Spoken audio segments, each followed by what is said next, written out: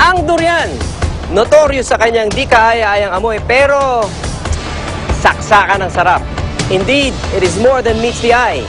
Parang ang mga Dabawenyo singers na nag-audition kay Jaya, nakaka-surprise.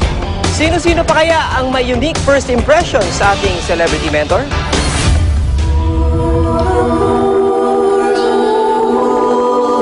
Ang pangalan ko po ay si Lovely Rose Emboscado. I'm 12 years old. Nakatira po ako sa Tagum City, Tipas. Nag-aalaga po ako ng mga biik at mga pato po at mga manok din po. Hindi ko po alam kung bakit po ako iniwan na kami ng tatay ko po. Gusto ko itanong sa kanya na bakit pinabayaan niya ako. Yan po. Kahit kunting suporta lang, hindi siya sumuporta sa akin. Noong mga itik at alagang baboy lang ang kinakantahan ni Lovely, ngayon ay isang music royalty na ang makakarinig ng boses niya.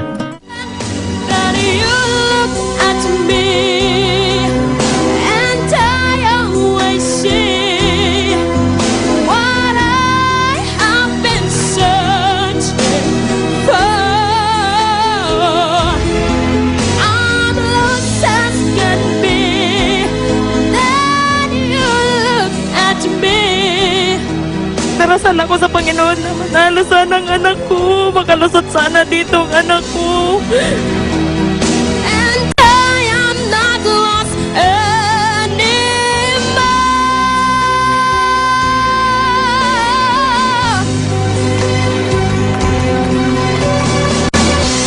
Okay. Diyos ko, sandali lang. Magpahagdang ako ng luha.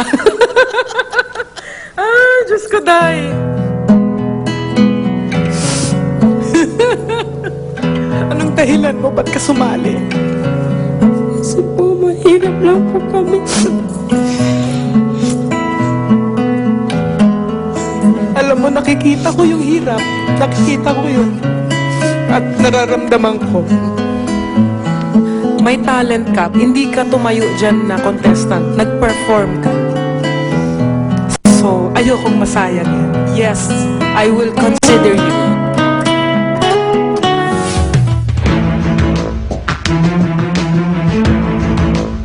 At ang huli kong napili, I felt like she really needs this more than anyone else here.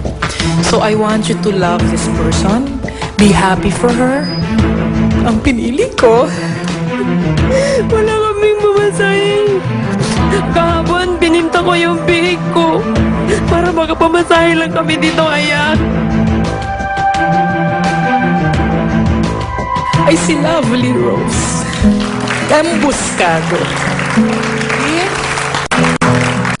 Sinabi nila sa akin na kinakantahan mo daw yung mga baboy at saka mga itik.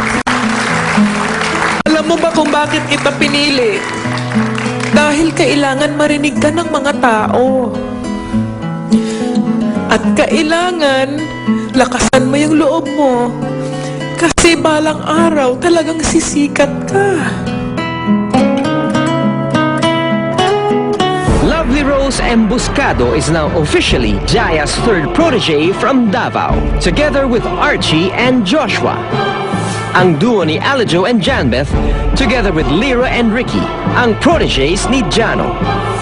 Sina Aubrey, Wilson and Samantha, proteges ni Joey G. Kenneth, Mercado Sisters and Alan, proteges ni JR. Via, Jensen, at ang boy group from Batangas naman ang napili ni Claire. Clock 9's proteges are Derv, Denise, and Christina. Bumuo naman ng tatlong grupo si Ray Valera mula sa Pampanga Call Out. Sina Jobert, Rosaline at VIP singers naman ang hinirang ni Imelda mula sa Naga. Blations, Nomer and Regina ang Cebuano proteges ni Rachel. Mark, Zibril and Kriza ang tatlong proteges ni Aiza. And they complete our top 30. 10 key cities ang inikot natin para mahanap ang pinakamagagaling na music acts ng bansa. Mula Luzon, Visayas hanggang Mindanao, you've experienced a real drama and a thrill of searching for the greatest Filipino singing talents. The hunt all ends here today at bagong chapter naman ng competition ang magbubukas. As as we continue to witness the battle for the big break. Next up, welcome to Manila, Proteges. At ang patikim sa face-off round.